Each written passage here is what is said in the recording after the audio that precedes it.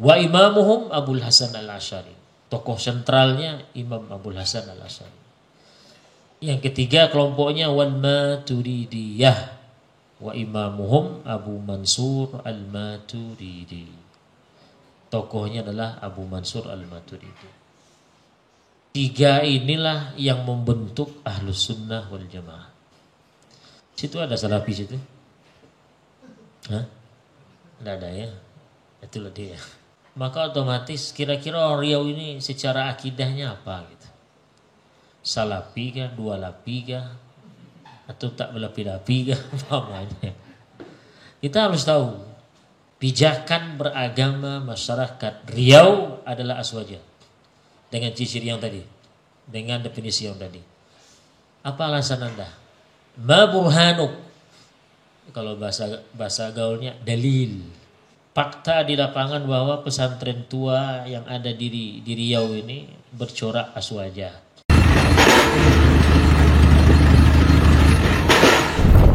Assalamualaikum warahmatullahi wabarakatuh. Bapak, Ibu, Abang, Kakak, Adik, jamaah dimanapun berada.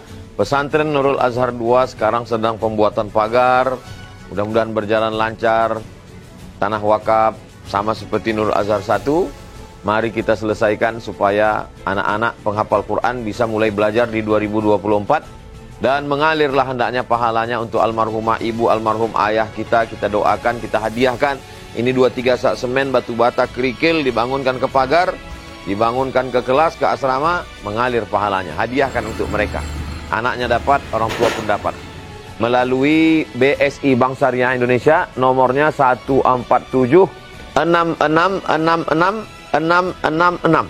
Mudah ingatnya, 147 666666. Atau Bank Riau Kepri Syariah 820 11 66666. Sekali lagi 820 11 66666 atas nama Yayasan Tabung Wakaf Umat. Jangan lupa sertakan kode transfer di akhir 01 di akhir nominal transfer. Contoh 100.000 misalnya 100.001. Konfirmasi ke nomor admin 0852 6541 6060. Barakallahu fikum. Wassalamualaikum warahmatullahi wabarakatuh. Baik rekan-rekan sekalian, jadi saya diberikan satu materi. Judulnya seperti yang kita kamataron, seperti yang kalian antum lihat, aswaja pijakan beragama masyarakat Riau. Jadi mengaswaja ini dipijak-pijak aja nih.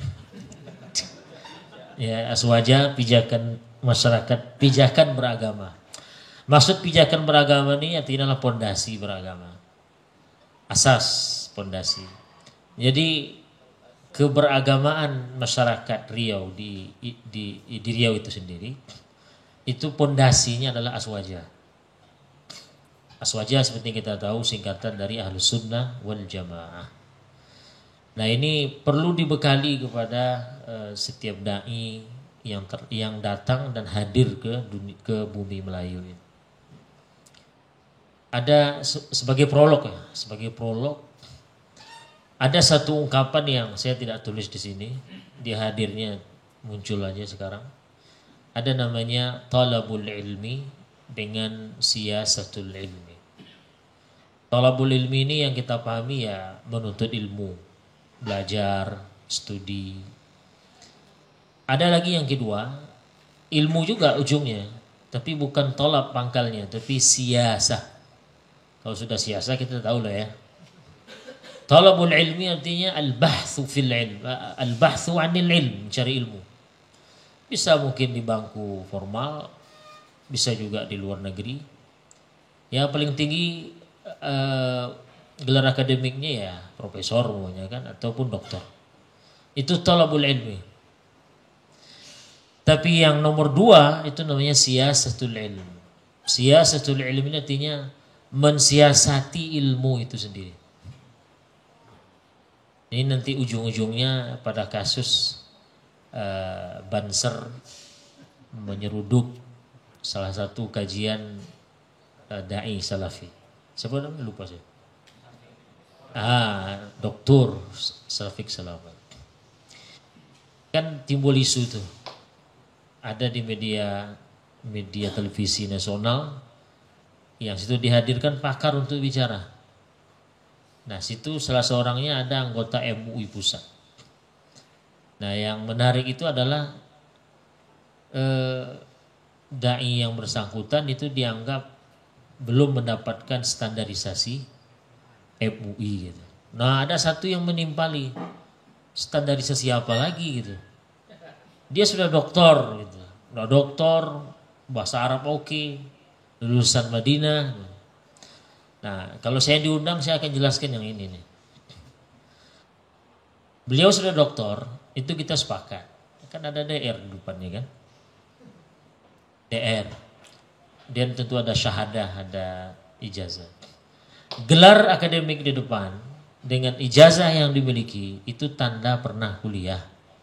Tanda pernah talabul ilmi. Oke. Yang satu lagi siyasatul ilmi. Nah, ini dia nih. Nah, dalam perspektif saya untuk memiliki standarisasi MUI itu adalah satu bentuk dari sekian banyak bentuk siyasatul ilmi. Mensiasati ilmu itu sendiri. Ilmu yang sudah didapatkan di bangku pelajaran sampai ke doktor S3 ya, itu perlu disiasati, menempatkannya, memberikannya ke orang dan seterusnya. Nah, mungkin rekan-rekan sekalian pernah dengar seorang ulama besar namanya Ibnu Hazm. Ibnu Hazmin. Ibnu Hazm ini kan ulama besar. Salah satu karyanya yang bernama yang sangat monumental Al-Muhalla namanya. Ulama-ulama yang hidup di zaman itu mengakui sebetulnya keilmuan beliau ini. Tetapi kurangnya di siyasatul ilmi. Semua orang dibabatnya. Semua orang dikritisinya. Akhirnya orang gak respect lagi. Jadi sealim apapun kita, setinggi apapun gelar akademik kita, se-S3 apapun kita, sepanjang apapun jenggot kita, sepasih apapun bahasa Arab, kalau dalam menempatkan ilmu yang sudah kita dapatkan itu tidak mengena di masyarakat umpamanya, atau sesama rekan-rekan ulama umpamanya, akhirnya orang menjadi menjauh. Berarti yang kenanya bukan di aspek pertama talabul ilmi, tapi siyasatul ilmi. Mungkin kiai-kiai kampung kita dulu pernah menyampaikan hal ini sederhana. Bahasanya mungkin begini, setelah mengijazahkan santrinya kelas 7 umpamanya, sang kiai berpesan, anak-anak kalian sudah nuntut ilmu di sini. Bukti kalau belajar sini apa? Nih ijazah saya berikan. Tapi ketika kalian nanti sudah bergaul, berbaur di masyarakat, tolong pandai-pandai menempatkan ilmu. Nah, yang itu dia yang siyasatul ilmi.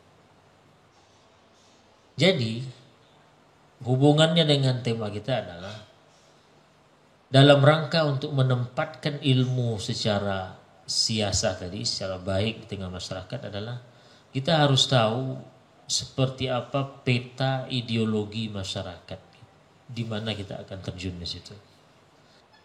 Karena kita ada di Riau, maka otomatis kira-kira orang Riau ini secara akidahnya apa gitu.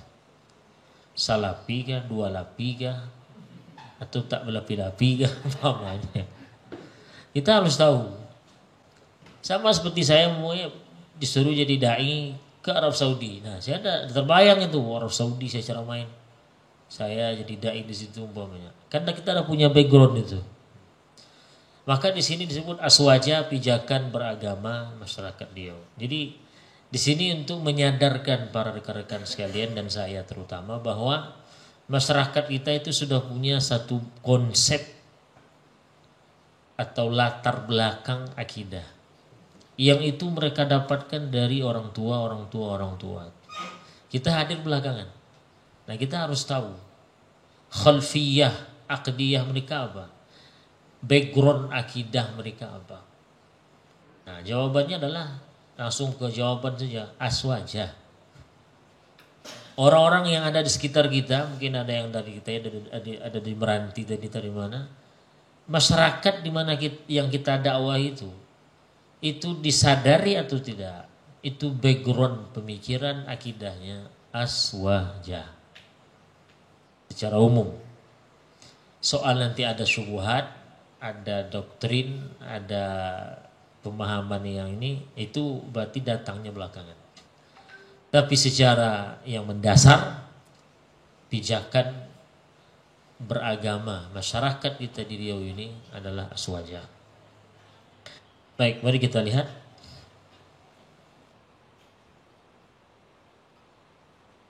Mana diarahkan ini? Oh. Baik. Kita mulai dulu dari siapa itu aswaja. Kita bicara aswaja tadi. Nah, sekarang yang ingin kita dudukkan adalah aswaja itu siapa. Slide ini hanya sebagai pemanis saja. Pakai bahasa Arab semua. Paham kan ya? Paham tak paham telan aja. Saya ambil di sini ada 3 pernyataan dari ulama. Ada namanya Al-Qadhi Iyad. Ya, Qadhi Iyad.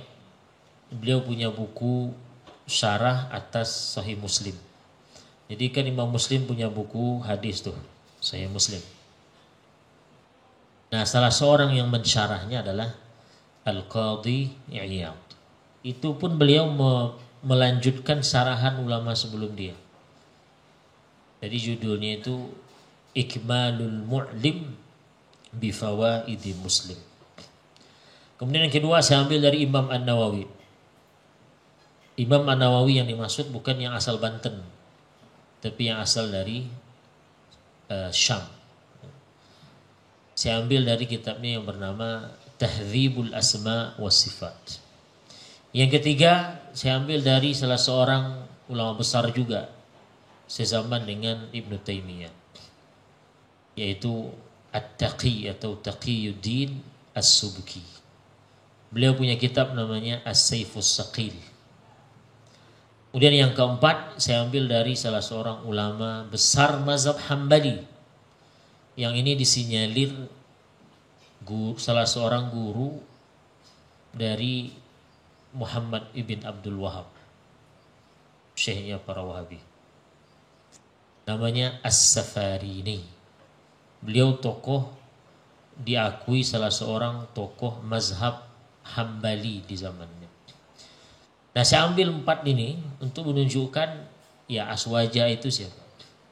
Kita lihat pertama, ini potongan-potongan sebetulnya yang dia tidak bicara betul siapa itu aswaja, tidak, tapi potongan itu mengisyaratkan bahwa aswaja itu. Contoh kita lihat Qadhi Iyad mengatakan wa innama summiyat al-asy'ariyah al-asy'ari atau Asy'ariyah atau Asy'ariyah singkatannya, atau pengikut Imam Abul Hasan Al-Asy'ari dinamakan dengan Ahlus Sunnah. Nah, kan? Jadi kata beliau pengikut Imam Abul Hasan Al-Asy'ari yang istilahnya kemudian disebut Asy'ariyah atau Asy'ariyah, mereka disebut dengan nama Ahlus Sunnah. Nah, tuh. Beliau nyebut ini. Ini beliau menjelaskan alasan kenapa Asy'ariyah atau Asy'ariyah itu disebut Ahlus Sunnah. Littiba'ihim as-sunana hakadha wa muwafaqatihim laha. Jadi di bukunya itu dia secara umum tidak bicara tentang memperkenalkan Ahlus Sunnah Asy'ariyah ini, tidak. Dia bicara tentang ada hadis bicara tentang takdir kalau saya tidak salah. Nah, dia menyenggol Mu'tazilah. Lalu dihadapkan dengan Ahlus Sunnah Asy'ariyah. Lalu beliau sampaikan bahwa terkait dalam masalah beriman pada takdir ini, Ahlus Sunnah yang bernama Asy'ariyah itu mereka dikasih gelar Ahlus Sunnah atau dilabeli dengan Ahlus Sunnah karena mereka beriman dengan hadis-hadis yang model-model begini. Yang kita ambil adalah Al-Qadhi Iyad melabeli atau setuju atau membuat pernyataan bahwa Ahlus Sunnah, bahwa pengikut Imam Abul Hasan al-Asy'ari yang kemudian disebut Asy'ariyah atau Asy'ariyah itu dilabeli dengan Ahlus Sunnah. Ini qat'iyat ini. Ulama besar. Jauh sebelum Imam An-Nawawi. Kemudian yang berikutnya dari Imam An-Nawawi dalam kitabnya Tahdzib Al-Asma' wa Sifat. Sini konteksnya beliau sedang menjelaskan definisi, menjelaskan biografi seorang ulama Asy'ariyah. Jadi ceritanya ada apa kalau istilahnya 3 orang itu apa? Trio ya. Ada trio Asy'ariyah hidup sezaman. Ada 3 tokoh Asy'ariyah yang 3-3-nya ini pendekarnya itu di zaman itu. Kita sebutlah trio Ahlus Sunnah atau trio Asy'ariyah. Satu dari 3 ini, nah beliau jelaskan biografinya, yang bernama Al-Ustadz Abu Ishaq Al-Isfaraini. Ketika menyebutkan tokoh ini, nah keluarlah pernyataan beliau ini. Kata dia apa? Wa kana al-ustadzu ahad ats-tsalatsati alladhina ijtama'u fi 'asrin wahid ala nasri madhhab al-hadits was sunnah fil masail al-kalamiyah. Si ustadz, maksudnya yang Abu Ishaq Al-Isfaraini tadi, adalah satu dari 3 pendekar. Satu dari 3 orang yang hidup sezaman, yang sama-sama fokus dalam menolong mazhab ahlul hadis dan ahlus sunnah dalam masalah ilmu kalam. Jadi kata beliau, Al-Ustadz Abu Ishaq Al-Isfaraini ini adalah satu dari 3 tokoh besar yang hidup satu zaman, yang sama-sama bergerak untuk membela mazhab ahlul hadis dan ahlus sunnah dalam masalah-masalah ilmu kalam. Al-qa'imina bi nusrati madhhab Syekh Abil Hasan Al-Asy'ari, yang juga sama-sama 3-3-nya sama-sama membantu dan membela mazhab Syekh Abul Hasan Al-Asy'ari. Itu dia. Wahum. Nah, disebutkan lagi siapa yang 3-3-nya itu. Pertama, Al-Ustadz Abu Ishaq Al-Isfaraini. Kedua, Wal Qadhi Abu Bakar Al-Baqillani. Yang ketiga, Al-Imam Abu Bakar Ibnu Furaq. Ini 3 tokoh besar dari generasi kedua pengikut Imam Abul Hasan Al-Asy'ari. 3 orang ini tak jumpa dengan Imam Abul Hasan Al-Asy'ari. Berarti mereka tidak murid langsungnya, tapi murid dari murid Abul Hasan Al-Asy'ari. Abu Hasan Al-Asy'ari punya murid langsung. Ada namanya Ibnu Mujahid dan seterusnya. Nah, murid pertama dari Abu Hasan Al-Asy'ari punya murid lagi. Nah, ini yang 3 orang. Yang kerjanya berdebat. Ibnul Baqillani ini kerjanya cari orang aja. Nantang berdebat. Dan aktif menulis. Ibnu Furaq juga demikian. Maka 3-3 ini memang tokoh Ahlus Sunnah Asy'ariyah yang sangat produktif di zamannya. Berkat usaha mereka lah tersebarlah pemahaman Ahlus Sunnah Asy'ariyah dalam mengkanter pemikiran-pemikiran sesat seperti Mu'tazilah, Al-Hasyawiyah, Mujassimah dan Wahabiyah. Wahabiyah belum ada waktu itu. Belum ada. Baik. Poinnya di sini adalah lagi-lagi disebutkan Imam Abul Hasan Al-Asy'ari dengan 3 tokoh ini itu adalah penolong mazhab ahlul hadis dan ahlus sunnah.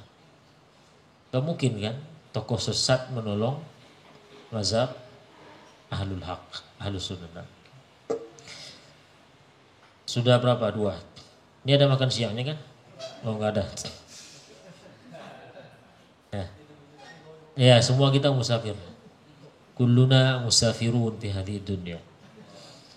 Yang ketiga, ini dari At-Taqi atau Taqiyuddin As-Subki. Ini agak panjang sih. Kita ambil yang saya warna apa itu? Biru ya.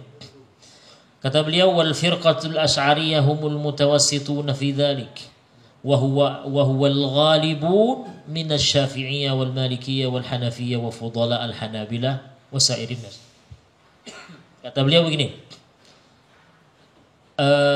Pengikut Imam Abul Hasan Asy'ari atau yang tadi diistilahkan Asy'ariyah atau Asy'ariyah, mungkin ada saya salah nukil, mungkin kayaknya. Humul ghalibun. Mereka lah yang dominan.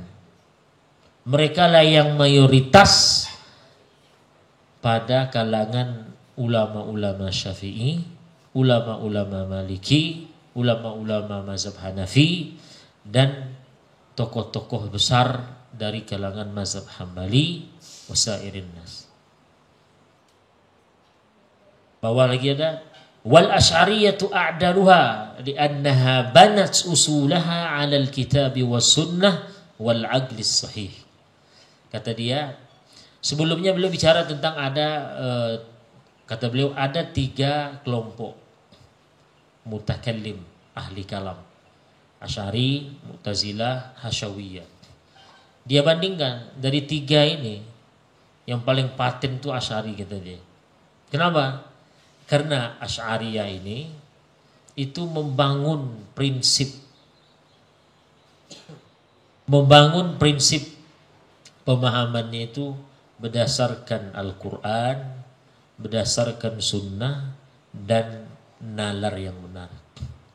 Kalau Mu'tazilah, kata beliau, mereka lebih berat ke nalar, sehingga dalam tanda kutip ya, memperkosa teks Quran atau hadis. Kalau kasar nanti menginjak gitu ya. Kalau yang satunya lagi Al-Hasyawiyah, itu justru lebih mendewakan Quran hadis dengan cara menginjak-injak nalar yang sehat. Jadi kata dia yang moderat Asy'ariyah. Kenapa? Karena mereka menggunakan dan memadukan duanya. Ini bukti bahwa Asy'ari itu tidak, karena ada subuhat mengatakan bahwa Asy'ari itu orang Asy'ariyah atau Asy'ariyah itu mendahulukan akal daripada Quran dan hadis. Maka itu biasanya begitu tuh. Nah di sini Al-Imam As-Subki sudah mengatakan mereka itu mengkombinasikan. Nah, bagaimana berjalan seiring? Kata beliau. Kemudian yang terakhir ini dari As-Safarini. Ini biasanya sudah viral nih, pernyataan salah seorang ulama mazhab Hambali. Kata beliau begini, Ahlus sunnati wal jamaah thalathu firaqin. Ahlus sunnah wal jamaah itu sebetulnya gabungan dari 3 kelompok. Yang pertama kelompoknya bernama Al-Athariyah. Ada juga yang menggunakan istilah Ahlul Hadis. Siapa tokohnya? Imam Ahmad Ibnu Hanbal. Tokoh yang kedua, kelompok yang kedua Al-Asy'ariyah atau Asy'ariyah. Wa imamuhum Abul Hasan Al-Asy'ari. Tokoh sentralnya Imam Abul Hasan Al-Asy'ari. Yang ketiga kelompoknya Wal Maturidiyah. Wa imamuhum Abu Mansur Al-Maturidi. Tokohnya adalah Abu Mansur Al-Maturidi. 3 inilah yang membentuk Ahlus Sunnah wal Jamaah. Situ ada Salafi situ? Hah? Tidak ada ya? Itulah dia. Ini pun mereka kritik. Dalam artian nggak ada ini, nggak bisa. Kita terima-terima ya, karena Asy'ariyah ada situ. Kalau kalian nggak setuju ya sudah, silakan. Kami setuju aja. Ada Asy'ari di sini, ada Maturidi, Al-Asy'ariyah. Baik, ini pengantar. Poin pertama. Nanti kita lebih ke diskusi. Apa ciri-ciri aswajah? Ini saya ambil dari kitab Usul Fikih Jam'ul Jawami' karangan Tajuddin As-Suki, anak dari yang tadi. Ayah dengan anak itu yang membedakan gelarnya aja. Kalau pangkalnya Taqi, Taqi, At-Taqi atau Taqiyuddin. Nah, kalau itu ayah itu.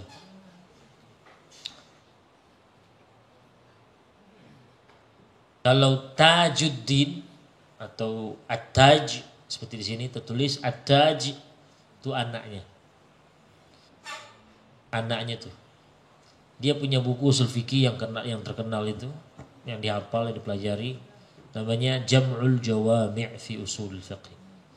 Di situ dia berikan beberapa, saya menilai ya, banyak beliau sampaikan ciri-ciri Ahlussunnah. Saya ambil 3 aja lah. Jadi ini bukan ciri-ciri pembatasan ciri Ahlussunnah, bukan di 3 ini saja. Ini secara umum saja. Pertama, ciri-ciri aswajah itulah meyakini bahwa ulama-ulama besar salaf itu seperti Imam Syafi'i, Maliki, Imam Malik, Abu Hanifah, Sufyanaini, Sufyan Ats-Tsauri, Sufyan ibnu Uyainah, Imam Ahmad Al-Auza'i, kemudian Ishaq ibnu Rahawayh, Daud Az-Zahiri dan seterusnya, wasair a'immatil muslimin, diyakini ala hudan mir rabbihim. Mereka adalah para ulama-ulama yang berada dalam kebenaran dan berada dalam hidayah Allah Subhanahu wa taala. Artinya apa? Aswajah itu harus menerima tokoh-tokoh salaf itu. Nah, coba Mu'tazilah mengimamkan siapa? Imam Ahmad. Nah, gak mungkin mau dia. Karena berseberangan pemikirannya, kan? Jadi kalau aswajah ya tokoh-tokoh yang disebutkan ini saja harus diterima sebagai tokoh salaf, tokoh kebenaran, ulama kebenaran. Kalau sudah, saya nggak terima Abu Hanifah sebagai ulama salaf, ulama Ahlussunnah, ya sudah. Ini mesin detektor aswajah udah mulai bunyi tuh. Gitu. Jadi mau tidak mau ulama-ulama salaf yang tadi yang disebutkan di sini contohnya itu harus diyakini sebagai a'immatul muslimin, ulamanya umat Islam yang benar akidahnya. Nah, gitu. Jadi kalau ada nanti sudah tidak menerima Imam Ahmad, tidak menerima Imam Syafi'i, udah itu ciri-cirinya dah kena satu tuh. Yang kedua, meyakini bahwa Al-Imam Abul Hasan Al-Asy'ari, meyakini bahwa Abul Hasan Al-Asy'ari itu imamun fis sunnah muqaddam. Meyakini bahwa Abul Hasan Al-Asy'ari itu seorang imam ahlus sunnah terdepan. Nah, ini juga harus diterima nih. Kalau mau masuk ahlus sunnah, mau masuk keluarga besar aswajah, terima.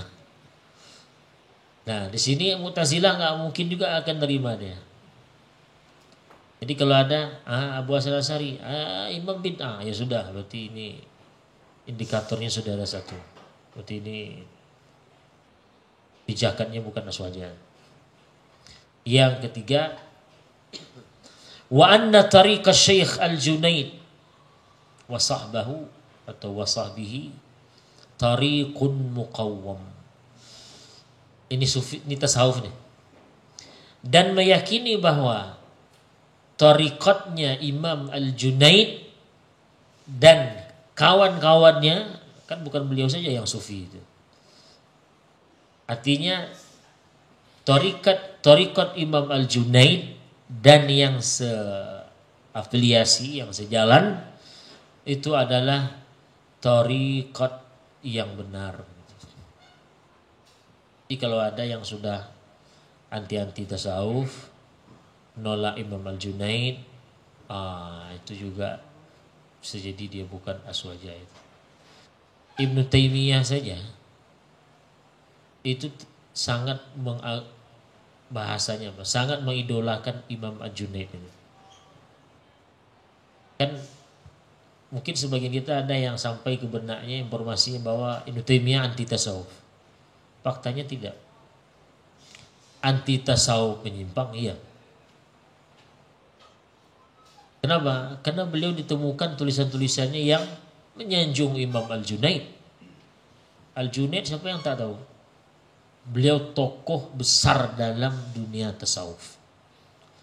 Kalau dalam mazhab fikih itu kita mengenal Imam Syafi'i umpamanya, yang 4 itu. Dalam dunia persilatan tasawuf atau sufi, tokoh-tokoh besarnya adalah Al-Imam Al-Junaid. Dia simbol kebenaran. Nah, itu. Simbol sufi yang benar itu. Sama seperti Imam Ahmad, itu simbol juga akidah yang benar dalam dunia persilatan akidah. Nah, ini sebagai gambaran. Berikutnya, pertanyaan, kenapa aswaja?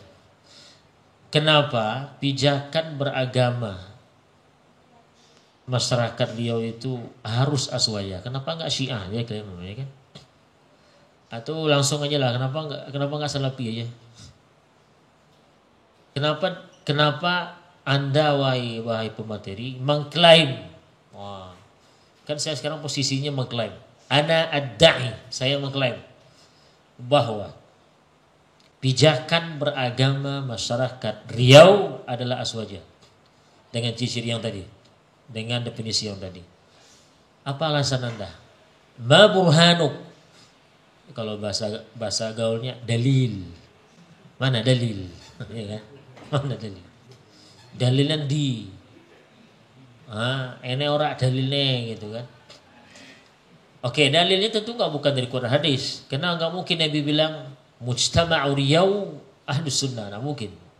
Enggak mungkin ada hadis yang mengklaim bahwa masyarakat Riau itu akidahnya ahlus sunnah. Enggak mungkin. Lawang adanya setelah Nabi meninggal begitu. Berarti kita berangkat dari sumber-sumber fakta di lapangan. Sehingga kita berani nanti mengatakan bahwa masyarakat di Riau pijakannya adalah ahlus sunnah. Aswaja. Bukan paham ente, bukan paham anti, bukan paham dan seterusnya. Pertama, berangkat dari fakta di lapangan bahwa pesantren tua yang ada di Riau ini bercorak aswaja. Ini kan historis nih, data historis. Saya sebut beberapa saja. Ada namanya Madrasah Tarbiyah Islamiyah MTI. Dulu Candung itu kan simbol Asy'ariyah itu. Lalu mereka punya sistem yang merajut sampai ke bawah dan kemana-mana. Di antara cara merajutnya adalah itu dia. Pesantren yang dulu atau madrasah dulu yang ada pangkalnya MTI itu haluannya berarti Candung gitu. Karena saya dari Kampar, saya taunya Kampar aja. Mungkin nanti ada yang ngasih data lebih bagus lagi.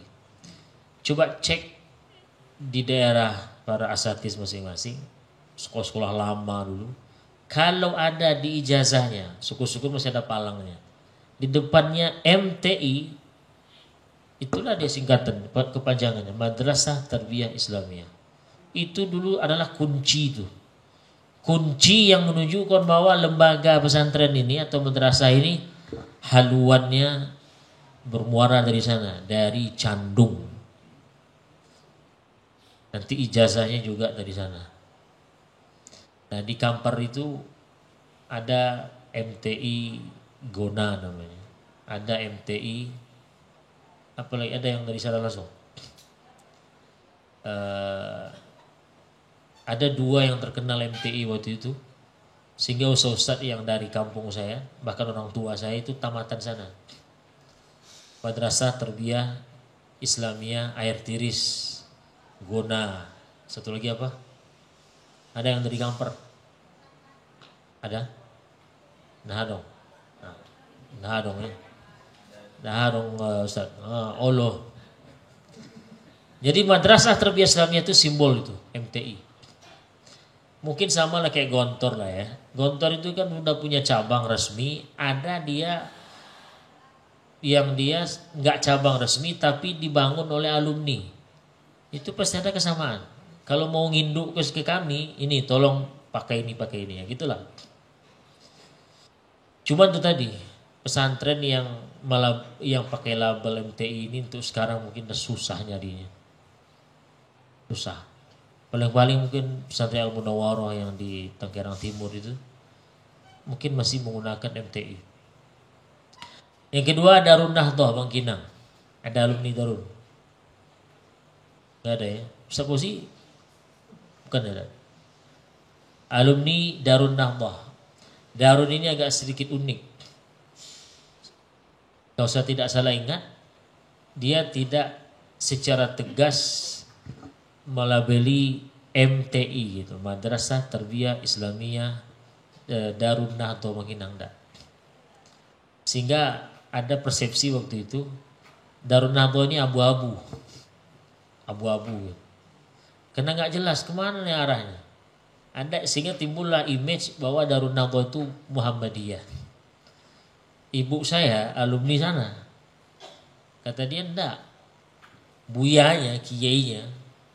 Ya kiainya Dr. Mawardi. Pokoknya lah sama-sama itu. Kata dia enggak Muhammadiyah kok, kata dia. Ditambah lagi kitab-kitab pesantren itu tidak jauh beda dengan pesantren yang tadi MTI itu. Akidahnya aja, kitabnya itu Hasyiah Ad-Dasuqi ala Ummil Barahin. Yang itu juga dipelajari di pesantren-pesantren yang bercorak MTI itu. Jadi kata ibu saya, enggak sama dia. Cuma nanti Buya itu kalau dia ngikut berimam ke orang yang tak berkunut, dia tak berkunut. Tapi nanti pasti yang berkunut, dia berkunut, kata dia. Artinya dia fleksibel begitulah. Kemudian Islamic Center Kampar, ini yang dibangun oleh Buya Bakhtiar Daud, Candung juga. Kemudian pesantren Darussalam Batu Surat, ada alumninya. Ini pesantren-pesantren tua lah ya di Kampar secara khusus, yang orang tahu kalau mereka pondok ini adalah pondok Aswaja. Tapi kalau yang baru-baru ini, yang ibnu abu, yang pakai nama Syafi'i, itu ya bukan, dalam artian bukan Aswaja dalam yang tadi yang saya sebutkan. Kemudian fakta yang kedua, ulama tua masyarakat Riau ini juga bercorak Aswaja. Ulama-ulama tuanya, ini saya ambil pimpinan pondok tadi itu aja lah, Buya Darun. Saya lupa pula nama Syekh Buya itu. Buya Abdul Ghani yang pendiri pesantren Batu Besurat. Buya Bakhtiar Daud yang pendiri pesantren Islami. Itu sudah ribuan, mungkin lebih ribuan itu yang dilahir dari rahim pesantren itu. Yang sekarang udah jadi ulama-ulama. Nah itu fakta kedua yang menunjukkan bahwa masyarakat Riau itu adalah Ahlus Sunnah. Kemudian praktek amaliyah. Kalau kita lihat praktek amaliyah masyarakat kita, pertama mereka bermadzhab Syafi'i. Walaupun tidak menyebut, mereka mengatakan saya mazhab saya Syafi'i, tapi yang dikerjakannya itu adalah hasil ijtihad para ulama mazhab Syafi'i. Karena ada juga yang bilang nggak ada mereka mengklaim Syafi'i. Ya oke lah, tapi yang mereka lakukan itu pas subuh kunut dia, itu kan mazhab siapa? Itu Syafi'i kan, dan yang lain. Kemudian mempelajari sifat 20, wujud, qidam, baqa, masih ingat saya. Dilanggar-langgar di surau-surau itu emak-emak itu dinyanyikannya tuh sebelum mulai ngaji. Di Buya itu disuruhnya ibu-ibu tuh ngaji apa dulu, mengulang sifat 20. Saya waktu MDA itu juga sifat 20. Sifat wajib Allah mustahil jaiz, sifat wajib Nabi mustahil jaiz. Maka mungkin kita hafal lah Siddiq, ya kan, Fatona, Amanah. Itu kalau bukan di Asy'ariyah di mana jumlahnya itu? pasti itu di Asy'ariyah. Dalam artian itu konsep akidah yang dibangun, yang dibuat oleh para tokoh-tokoh Ahlussunnah al-Asy'ariyah. Kemudian mengikuti tarekat sufi. Jadi kalau ada nanti ustaz-ustaz yang abu-abu itu mengklaim bahwa enggak, wilayah kita ini adalah dulu pahamnya bukan Asy'ariyah. Tinggal bilang aja. Kalau situ ada rumah suluk, bilang itu rumah suluk itu kapan munculnya? Oh, tahun sekian. Ada kalian bersuluk enggak? Enggak, kata dia. Ya berarti sudah, itu bukti bahwa tanah ini adalah tanah leluhur Aswaja. Oleh pendatang aja. Itu bahasa kasarnya gitu. Pendatang aja. Oke, itu dia. Semoga bermanfaat. Berikutnya kita buka sesi tanya jawab. Pas ini 11.53. Ada yang mungkin menambahkan data, alhamdulillah. Ada mungkin mengkritisi, innalillah. Atau yang ingin bertanya, ya kita jawab semampunya. Silakan. Pertanyaan sekali itu akan mengurangi kalori. Kan?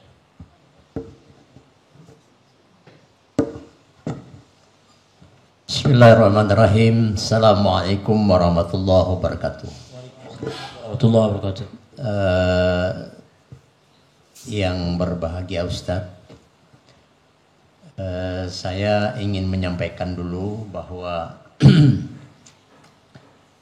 kajian ini sebenarnya tentu sangat amat penting bagi kita karena suasana dan tradisi keagamaan di Riau ini kita sepakat betul memang apa yang disebut dengan aswaja tadi.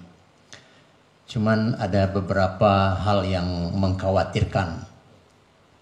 Suatu hari saya ditelepon oleh anak saya dari kota Madinah. Beliau belajar di Islamic University di Madinah yang tahun ini sudah selesai S1-nya. Abi katanya, saya baru saja belajar tarikh. Syekh di sini bilang Turki Utsmani sebagai penjajah. Saya terkejut. Lalu kamu jawab apa? Saya bilang. Saya diam saja, kata dia. Ya, bagus kamu diam saja.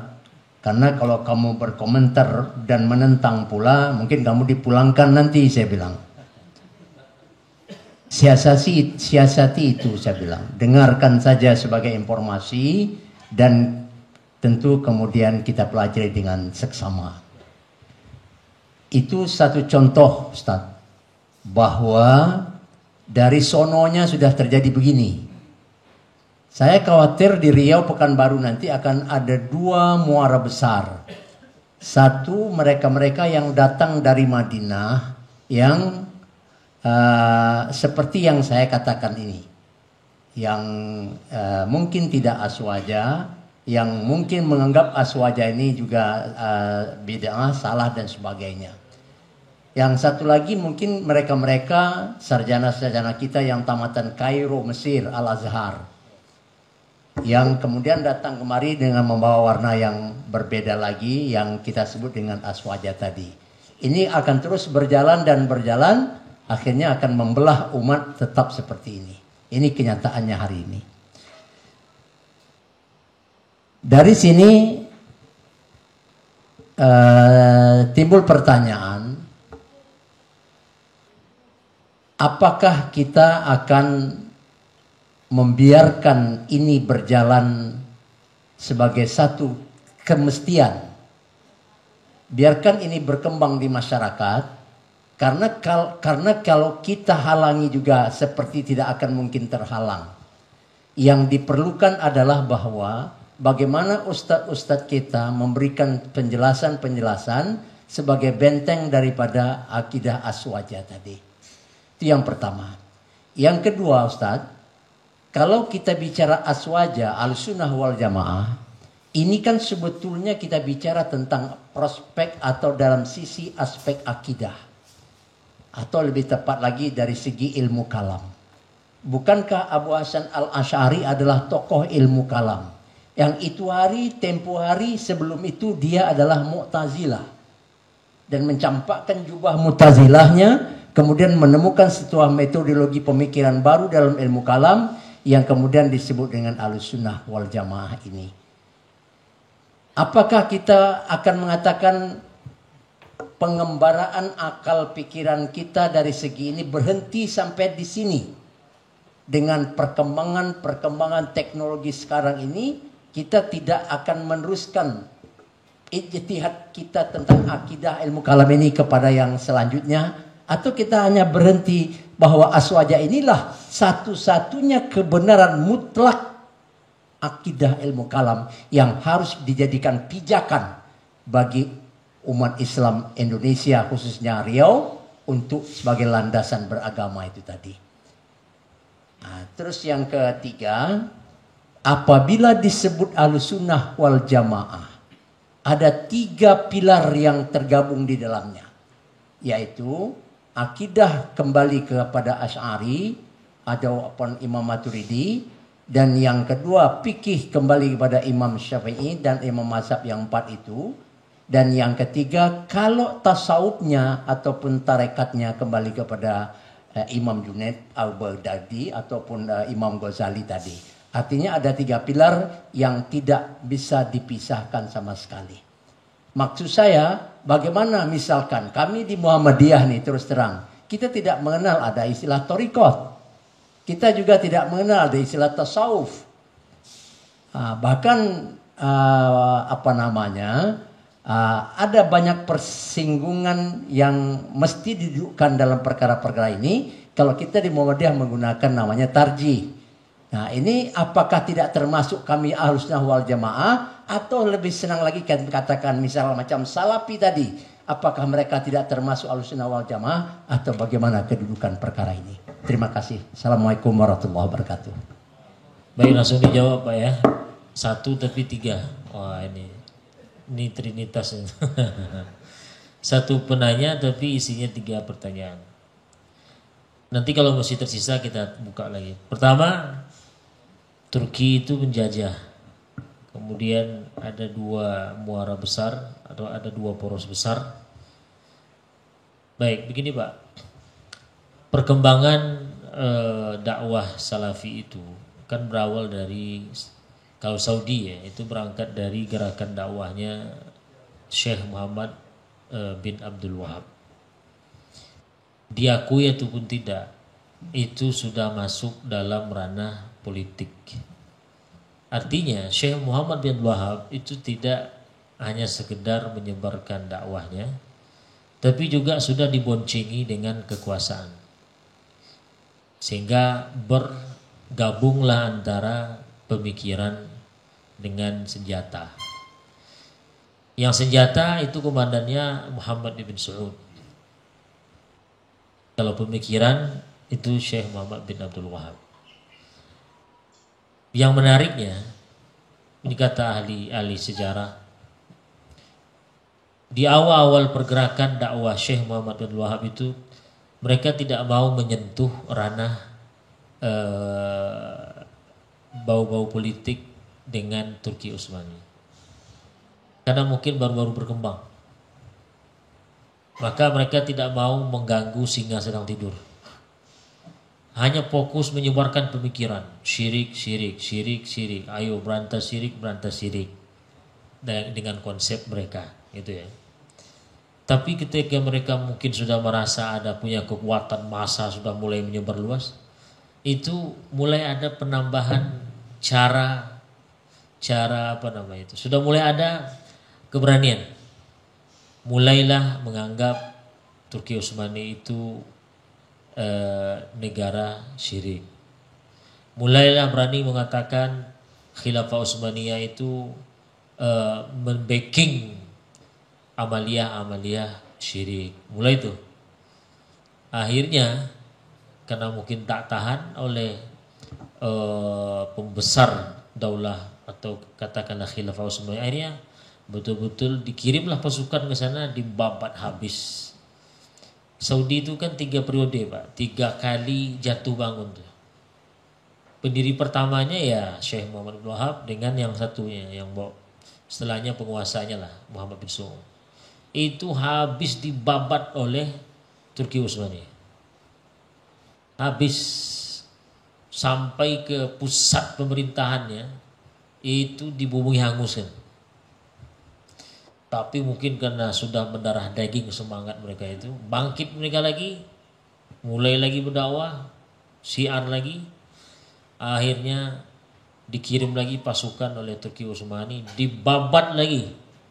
Bahkan ada yang dikirim, yang dibawa, yang ketangkap itu dibawa ke Mesir. Bahkan ada dalam riwayatnya disebutkan dibawa ke Turki dan digantung, tadi intinya dibunuh di sana. Setelahnya gini, ketangkap ayahnya, dilanjutkan oleh anaknya gitu. Ketangkap anaknya, cucunya yang melanjutkan.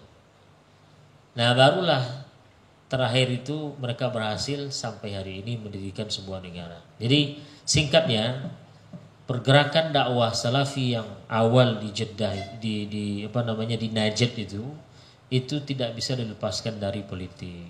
Maka tak heran ketika ternyata ada dokumen-dokumen yang menyebutkan bahwa mereka mengatakan Turki Utsmani itu adalah negara kufur, negara kesyirikan gitu. Biasa. Karena sudah bicara dalam politik. Bahkan ada satu buku itu menjawab pertanyaan begini, apakah dakwah Muhammad Abdul Wahab mengkafirkan dan sekaligus memberontak terhadap Turki Utsmani? Itu pertanyaan besar dalam buku itu, dijawab dengan menampilkan data-data dari mereka sendiri, data-data sejarah dari kalangan Wahabi itu sendiri, bukan dari buku lawan Wahabi. Nah menarik itu pakai bahasa Arab. Nah kemudian saya setuju Pak bahwa nanti memang di Riau ini terutama poros itu dua. Kalau enggak Madinah ya selain Madinah gitu. Selain Madinah ini artinya ya bisa Mesir, bisa Syria, dua itu saja. Karena gejolak ustadz-ustadznya, para santri yang ke sana balik itu aja dua porosnya. Saya sepakat, saya sudah mulai merasa itu. Masyarakat akan dikotak oleh dua itu nanti. Nah, sebuah pertanyaan, lalu dibiarkan apa tidak? Ya kita tak bisa biarkan. Sebagaimana mereka tidak bisa membiarkan dakwah kita yang mereka anggap bukan dakwah sunnah, kita juga tidak akan bisa membiarkan dakwah mereka yang mereka klaim hanya dakwah sunnah, itu hanya dakwah mereka. Itu sunnatullah, sudah sunnatullah sudah. Yang tidak boleh itu saling membunuh.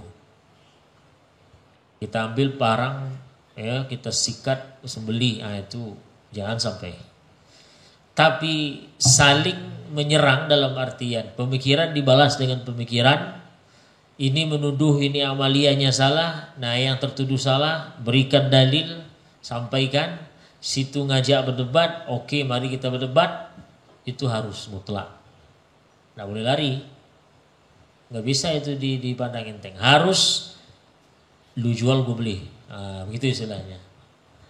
Jadi tidak bisa dibiarkan. Sama, mereka tak akan membiarkan. Mereka akan tidur nyenyak gitu. Di situ ada Masjid Agung An-Nur dikuasai oleh ustaz-ustaz non sunnah. Mereka akan tinggal diam, nggak bisa. Sama kalau kita sempat menguasai Abu Darda, mereka akan tinggal diam. Enggak, keluar juga bansernya. Cuma bukan banser namanya, kita nggak tahu kan. Pasti itu. Perebutan masjid-masjid di Pekanbaru oleh jemaahnya sendiri, oleh itu tak bisa dipungkiri sudah. Dengan berbagai macam cara, mulai masuk dari usulan, Pak, gimana kalau kita buat tahsin di sini? Wah, tahsin ya. Oke. Karena terlalu husnuzon ini pengurusnya. Masuk tahsin, masuk yang lain nanti. Mulai masuk ustaz-ustaznya. Ketika ini sudah mulai berada di puncak pengurus, mulai disingkirkan. Ustaz yang tidak sunnah mulai dibuang. Itu gerakannya itu Pak. Nah kita sudah membaca itu. Jadi bukan kita saja yang tidak membiarkan itu. Mereka juga seperti itu. Mereka tidak akan membiarkan kita dengan keaswajaan kita. Maka tak ada ceritanya fight. Kita harus face to face. Yang tidak boleh jangan membunuh, jangan. Tapi kalau berdebat sampai habis muka ini karena ludah kita nyembur ke muka dia dalam berdebat, silakanlah. Tapi yang tak boleh itu adalah membunuh. Membunuh sama muslim jangan. Nah, jadi jawabannya tidak bisa dibiarkan, Pak. Dan sudah tepat itu langkah saran Bapak ke anak Bapak itu. Yang di tempat waktu itu pulang nanti nggak bawa ijazah nanti dia. Pandai-pandai lah. Ya, mereka beri beasiswa, kita makan beasiswanya. Tapi yang kita baca, yang kita pedalami ya aswaja kita. Saya di Libya dulu setahun karena saya mau ke Mesir. Makan duit mereka saya 300.000 satu bulan per bulan. Tapi jarang yang cairnya per bulan. Nunggak 3 bulan. Jadi artinya gali lubang, tutup lubang. Enak juga duit mereka tuh. Sama Al-Azhar gitu juga. Al-Azhar tuh baru sadar dia. Zaman-zaman saya masih di sana, itu kawan sebelah orang Indonesia, yang dimakannya duit beasiswa Al-Azhar, ngajinya ke toko-toko salafi yang ada di Mesir itu, yang kerjanya jelek-jelekkan nazar aja. Tapi setelah Al-Azhar sadar, mulai bersih-bersih dia. Jadi mahasiswa yang dapat beasiswa Al-Azhar yang ketahuan seperti itu, jadi dia dicabut beasiswanya atau dipanggil gitu. Kan sakitnya tak benar jadinya kan. Nah, kalau di Madinah orang tuh selektif. Di Azhar nggak selektif dalam artian nggak begitu apa dulu lah gitu selektif.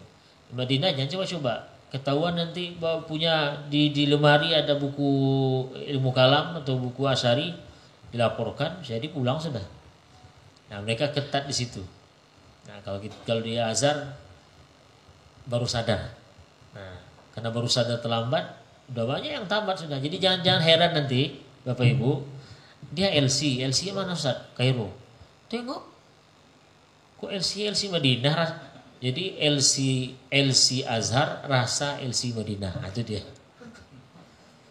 LC-nya LC Azhar, tapi rasanya rasa LC Madinah. Ya itu contohnya. Ya. Jadi kami ini yang LC Mesir pun kami tidak langsung percaya. Madinah Mesir ya iya. Tengok dulu. Oh ini berguru dia ke masjid itu yang imamnya ini, yang tokonya. Oh berarti ini haluan yang itu. Yang kedua, Imam Abul Hasan Asy'ari ini adalah seorang ahli ilmu kalam, seorang mutakallim. Sehingga corak ilmu kalam corak akidah yang beliau pertahankan itu adalah bercorak ilmu kalam. Nah, makanya Bapak Ibu, kalau saya buat begini, ada ahlus sunnah yang dia berbasis ilmu kalam. Ada ahlus sunnah yang dia tidak berbasis ilmu kalam. Ahlus sunnah yang tidak berbasis ilmu kalam memang yang murni-murni aja, artinya udah instan gitu. Allah satu, pokoknya instan yang nggak jelimet-jelimet. Nah, itu yang diterima dari para sahabat dan tabi'in. Nggak ada yang berbau-bau Allah itu disim apa tidak, Allah itu bertempat apa tidak. Nah itu nanti itu sudah masuk pada akidah yang sudah berbasis argumentasi kalam namanya. Kalau yang murni dalam artian tidak ada argumentasi ilmu kalamnya, itu yang diterima, yang sudah diterima dari sahabat dan semacam, yang kita tinggal terima aja. Nggak diribetkan dengan berbagai macam pergulatan pemikiran. Abu Hasan Asy'ari muncul untuk memperkokoh akidah murni dari sahabat dan tabi'in tadi. Bagaimana caranya dia memperkuat? Dengan argumentasi ilmu kalam. Maka dia face to face dengan Mu'tazilah, Karena Mu'tazilah merusak, mengotori akidah yang murni dari sahabat tabi'in itu. Dengan cara menggunakan nalar lah, menggunakan segala macam. Nah, tampil beliau. Jadi yang dijaga oleh Abu Hasan Asy'ari itu adalah kejernihan air yang dari muara itu. Ketika sudah mulai ada yang ingin merusak, nah Abu Hasan Asy'ari tampil. Kalian bilang Allah itu tidak menciptakan perbuatan kita. Wah. Kalau yang murni dari sahabat, sederhananya gini aja. Allah menciptakan kita dan perbuatan kita, titik. Contohnya dalam bab itu ya. Itu diterima dari sahabat umpamanya. Allah pencipta zat kita dan menciptakan perbuatan kita. Itu diterima dari sahabat, dari tabi'in. Dalil di mana? Quran, hadis, selesai. Timbul pemahaman sesat maunya dari Mu'tazilah bilang mana pula Allah yang menciptakan perbuatan kita. Mulai ada syubhat. Kalau Tuhan yang menciptakan perbuatan kita, ya nggak etis lah Allah nyiksa kita juga. Dia yang disiksa seharusnya. Dia yang buat kok. Gitu. Kan mulai tuh teracuni tuh. Ya juga ya. Kan mulai ada kotor tuh airnya.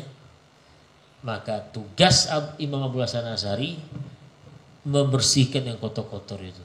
Dijawab, nggak bisa begitu, justru begini-begini aja. Maka akidah Ahlussunnah yang bercorak ilmu kalam itu ada dua, Abu Hasan Al-Asy'ari dengan Al-Maturidi. Yang versi Imam Ahmad tadi, yang tadi bunyinya Al-Asy'ariyah, itu yang murni, yang tidak pakai ilmu kalam. Tapi belakangan kena juga ilmu kalam. Ya, maka kalau kita lihat buku-buku akidah yang dimiliki oleh ulama-ulama Hambali, itu kita lihat nggak murni lagi, dalam artian nggak cukup dengan murni saja, ada tetap juga dijumpai Allah itu bukan fisik, Allah itu tidak bertempat. Ada juga di situ. Awal-awalnya dulu zaman Imam Ahmad itu yang tak ada, karena Imam Ahmad dia tidak mau ikut konfrontasi dengan Mu'tazilah dengan menggunakan argumentasi mukalam, nggak mau dia. Yang tampil itu seniornya Imam Abu Hasan Al-Asy'ari. Abu Hasan Al-Asy'ari itu sebetulnya bukan dia pencetus argumentasi kalam Ahlussunnah, itu bukan dia. Dia penerus. Jadi kalau ada yang bilang ilmu kalam itu ilmu dibuat oleh ulama khalaf, salah. Ilmu kalam Ahlussunnah itu sudah ada sejak zaman Imam Ahmad bin Hanbal. Yang membuatnya siapa? Ulama-ulama Ahlussunnah juga. Contoh Ibnu Kullab, Al-Harith Al-Muhasibi. Ini orang-orang yang sekaliber juga dengan Muhammad ya. Cuman pecah kongsi dalam menyikapi, dalam menghadapi Mu'tazilah. Imam Ahmad punya pandangan, nggak usah ikut berdebat, dah hadis Quran aja lah gitu. Tapi yang tadi dua orang itu mikir dia, nggak bisa kayaknya nih. Harus kita hadapi dengan senjata yang sama. Ya udah, berdebat mereka dengan Mu'tazilah pakai senjata yang sama, pakai mantik, umpamanya pakai mantik juga. Nah, itulah yang kemudian dilanjutkan oleh Imam Abu Hasan Al-Asy'ari. Dilanjutkan ya, estafet Ibnu Kullab, kemudian ini. Kalau yang Imam Ahmad, enggak, dia diam. Bahkan dilarangnya. Ada kitab namanya Usul Sunnah karena Imam Ahmad. Jadi kalau ada yang mengklaim saya ikut Imam Ahmad, kata dia, tapi kerjanya berdebat aja, kasih buku itu. Kata Imam Ahmad, beliau tidak setuju, intinya melarang terlibat dalam memperdebatkan masalah-masalah akidah. Makanya Imam Ahmad tidak mau bahas Allah itu fisik atau tidak. Bagi Imam Ahmad itu apa itu? Nah, ini haram, ini kalam, tidak mau dia. Tapi prinsip itu kemudian berubah di tangan para pengikutnya setelah itu, ulama-ulama Hambali. Pecah kongsi juga para pengikutnya. Ada yang bilang nggak bisa juga sih kita sudah berubah juga kita harus hadapi juga nih. Pecah kongsi juga. Ada yang tetap sepakat, tetap mengikuti pendapat sang guru. Pokoknya kita tidak mau ikut berdebat. Jadi terpecah kongsi juga akhirnya. Baik. Maka pertanyaan tadi, apakah ilmu akidah Asy'ariyah itu berhenti pada ilmu kalam saja atau mungkin dilanjutkan dikembangkan? Ya mesti dikembangkan. Mesti dikembangkan, Pak. Karena persoalan akidah tidak berhenti pada satu titik. Contoh ya, kita sekarang berhadapan dengan para ateis-ateis yang nalarnya itu, argumentasi itu berpijak pada ilmu sains. Itu susah itu dihadapi oleh para buya-buya yang dia tak baca ilmu sains. Maka harus makanya ada ide namanya ilmu kalam jadid. Jadi ilmu kalam itu ada versi yang klasik, maka dimunculkanlah ilmu kalam versi baru. Gunanya apa? Untuk disesuaikan dengan persoalan umat kekinian. Filsafat barat itu kan melahirkan banyak penyimpangan pemikiran tuh. Itu harus dihadapi juga dengan ilmu kalam yang senada, yang sejalan. Nah, tapi kalau untuk di kampung-kampung tidak perlu. Cukup yang klasik aja kalau bisa. Kalau bisa jangan mah yang murni-murni aja lah. Yang kayak dia ajar sama yang ini ibu-ibu di kampung. Ajar sifat 20 selesai. Kasih dalil wa kana Allahu samian basira, sudah selesai. Pesan Imam Ghazali kan itu dalam Ihya. Ajarkan ke anak-anak ilmu akidah yang saripati tok, yang tidak ada argumentasinya. Allah itu satu, Allah itu tidak fisik, Allah itu tidak bertempat, Allah itu itu aja diajarkan, diulang-ulang. Semakin tumbuh nalarnya nanti dikasih dalil dari Quran hadis. Ketika nanti sudah berada pada kondisi mereka ada subuhat datang, kata Imam Ghazali, kalau bisa diobatinya pakai Quran hadis dulu lah gitu. Enggak mempan Ustaz. Oke, panggil orangnya, ajak diskusi. Gunakanlah ilmu kalam sesuai dengan kadarnya. Itu pesan Imam Ghazali. Maka ilmu akidah yang diajarkan oleh buya-buya kita ke nenek-nenek atau atuk di kampung itu, mana ada pakai dalil dari argumentasi ilmu kalam. Karena yang mereka butuhkan yang instan saja. Dah. Nah, kenapa subuhat-subuhat itu jarang masuk ke kampung-kampung? Maka yang dibutuhkan itu terus. Jadi ilmu kalam itu perlu dikembangkan lagi sesuai dengan perkembangan zaman. Muhammadiyah tidak mengenal istilah tarekat sufi. Sementara tadi ciri-cirinya Ahlus Sunnah itu dia ikut tarekat. Jadi gini, sebetulnya suluk atau tarekat itu hanya secuil dari sekian banyak ajaran tasawuf. Sehingga kalau ada orang yang dia tidak bertarekat, dia tidak berarti bukan orang yang tidak tasawuf. Buya Hamka sufi enggak? Sufi. Ada tarekatnya. Kabarnya ada di akhir ikut tarekatnya Abah Hanum kalau nggak salah. Anggap saya tidak itu nggak benar itu umpamanya. Tetap dia itu orang sufi. Dari mana tahunya? Itu buku tasawuf modern. Jadi begini, suluk-suluk itu pun awal-awalnya zaman dulu pun tidak ada seperti yang sekarang. Misalnya jauh lah, Syekh Al-Buti namanya, Syekh Buti yang Syria yang syahid itu beliau tidak ada dalam bukunya, kalau saya tak salah ingat ya, beliau tidak ikut tarekat manapun. Tapi tidak ada orang berani bilang dia bukan sufi. Justru orang bilang dia sufi. Dia guru tarekat, pakai kata tarekat juga lagi. Guru tasawufnya itu ayahnya sendiri. Ayahnya juga tidak ikut tarekat manapun. Tapi orang tidak ada yang mengatakan di ayahnya itu tidak sufi. Jadi ikut tarekat atau tidak ikut tarekat itu bukan syarat mutlak dia itu seorang sufi. Jadi dengan demikian mau dia aman, Pak. Karena begini, dia pemahaman sufi itu pada dasarnya bagaimana kita zuhud di dunia ini. Itu aja sebetulnya. Bagaimana menyikapi dunia yang sudah mulai di tangan. Nah, silakan nanti bagi Bapak Ibu yang punya buku namanya Muqaddimah Ibnu Khaldun. Kan Ibnu Khaldun bikin buku sejarah tuh. Nah, sebelum bikin sejarah itu, dia bikin pengantarnya dulu. Tahu-tahu pengantarnya itu lebih terkenal daripada buku sejarahnya sendiri. Di situ dia jelaskan sejarah bagaimana munculnya ilmu tasawuf itu. Bagaimana perkembangan materi-materi tasawuf itu. Awalnya tentang zuhud saja. Jadi inti tasawuf awalnya bagaimana kita bisa tetap fokus beribadah, zuhud dengan dunia ini. Itu saja. Kemudian ternyata dalam proses zuhud itu, ibadah itu, ada perasaan-perasaan pengalaman spiritual yang mereka rasakan.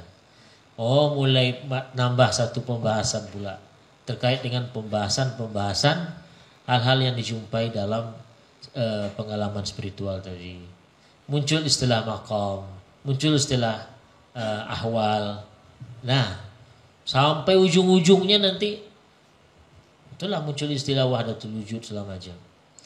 Nah, jadi tidak mesti harus Muhammadiyah untuk masuk ke aswaja ini harus bertarekat, tidak mesti, Pak. Ya. Jadi jangan khawatir rekan-rekan aswaja dari Muhammadiyah, kami tidak bertarekat, nggak apa-apa, asal jangan anti tasawuf, itu aja. Kalau rekan-rekan Muhammadiyah anti tasawuf, tasawuf yang benar ya, itu face to face berarti. Tapi setahu saya tidak. Sebetulnya yang mereka amalkan yang disebut dengan tazkiyatun nafsi, tahzibun nufus, itu intinya tasawuf juga. Cuman minus tarekat itu aja. Jadi tasawuf yang ada di aswaja yang ada di masyarakat itu ada plusnya, ada suluk, ada tarekat. Yang tasawuf di kalangan Muhammadiyah minus tarekat, minus suluk. Selesai. Apa susahnya? Karena inti dari ajaran tasawuf itu adalah bagaimana kita bisa menyeimbangkan dunia akhirat. Baik. Jadi jangan galau, Pak ya.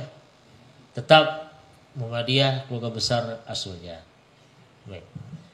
Itu yang mungkin saya bisa jawab nih dari 3 ini. Mudah-mudahan nyerempet lah. Kalau nggak pas betul nyerempet jadilah. Tinggal berapa? Terakhir. Jadi memang begini, Pak. Materi ini saya tanya ke Ustaz Hanafi, ini tentang apa yang saya bahas ini? Tentang historisnya, tentang isi materi Ahlussunnah itu apa saja, apa prinsip-prinsipnya. Kasih aja lah yang tahu gitu dia. Saya tengok-tengok, ya udahlah, berarti ini berkenaan dengan yang materi yang saya sampaikan. Kalau materi yang dalamnya ya tentang apa saja prinsip Ahlussunnah wal Jamaah itu. Dalam bab tentang ketuhanan, bagaimana keyakinannya. Dalam tentang kenabian, tentang bagaimana. Nah, itu yang mendalamnya. Dan saya rasa bukan itu yang ingin disampaikan di sini dalam waktu yang tidak seluas itu. Artinya mungkin bisa ada pembinaan berikutnya ada. Ini hanya pengenalan dulu bahwa masyarakat Riau itu pijakan beragamanya adalah aswaja seperti yang sudah saya jelaskan tadi. Cuma begini, Pak, kalangan Salafi atau Wahabiyah itu juga mereka mengklaim mereka aswaja. Jadi mana yang aswaja? Ya tergantung masing-masing. Kita lah aswaja. Terus orang itu, ya mereka aswaja juga menurut mereka. Jadi kalau kita tanya mereka, siapa yang aswaja? Kami gitu. Terus kita tanya kami? Enggak, nah itu. Ya udah sama-sama mengklaim aja. Mu'tazilah juga mengklaim mereka katanya yang aswaja. Syiah juga mungkin begitu. Ya udah sama. Kita dengan lantang mengatakan kamilah aswaja. Udah. Oh, soal mereka juga mengklaim mereka adalah aswaja, monggo silakan. Enggak ada masalah. Tapi yang jelas kami meyakini bahwa kamilah aswaja. Dan itu akan terus sampai kiamat, itu akan diwarisi. Nah, karena yuk, sorry kami tobat, kami enggak aswaja ya. Nah, enggak mungkin. Masing-masing mengklaim mereka adalah aswaja. Kelompok sesat pun akan mengklaim mereka adalah aswaja. Nah, tinggal lagi nanti klaimnya itu sejauh mana kebenarannya. Mungkin demikian, Ustaz. Jazakumullah khair.